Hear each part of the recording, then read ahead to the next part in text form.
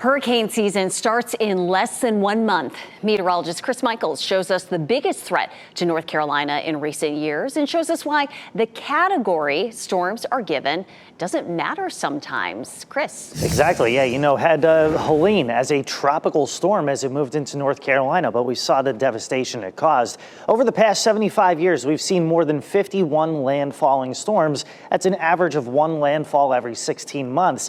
We've had more storms move through the state instead of just making landfall on the coast. One thing we learned especially this past year was the difference between a flood warning and a flood emergency. That emergency, unfortunately, was issued for a lot of places in our western counties due to Helene. There were 34 total across the southern Appalachians, and you can see why. Rain and flooding over the past few years has been the main threat that we've seen this far inland. In fact, look at that. 31 inches of rain is what fell during Helene in Yancey County, North Carolina. You also notice over the past decade, Matthew, we had more than 1.5 feet in Evergreen, 3 feet of rain in Elizabethtown, and you see the amount of fatalities that the flooding accounts for. So the category sometimes doesn't necessarily matter. Nonetheless, we've got our 2025 tropical outlook coming on May 20th at 6 p.m. right here on WRAL News.